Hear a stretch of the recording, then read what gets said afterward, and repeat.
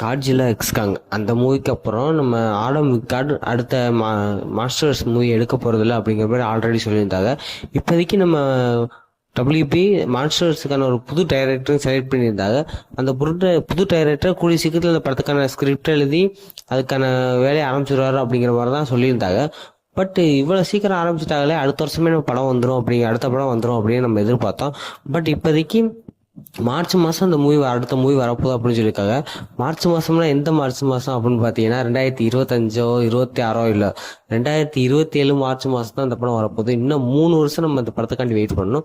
But இது ஒரு நல்ல விஷயம் தான். 3 வருஷங்கிறப்ப அதுக்கான ஒரு டெவலப்மெண்ட் பண்ணி அந்த படத்தை ஓரளவுக்கு நல்ல ஹை குவாலிட்டியாகவே கொடுப்பாங்க. பட் இதில் என்ன விஷயம், ஒரு வருத்தமான விஷயம்னா இவ்வளோ சீக்கிரம் டைரக்டர் ரைட்டர்ஸ்லாம் சூஸ் பண்ணிட்டு படத்தை ஏன் இவ்வளோ டிலே பண்ணுறாங்க அப்படிங்கிறதா தெரியல. இதை பற்றி உங்கள் தாட்ஸ் எனக்கு கீழே கமெண்ட் பண்ணுங்கள். பாய்.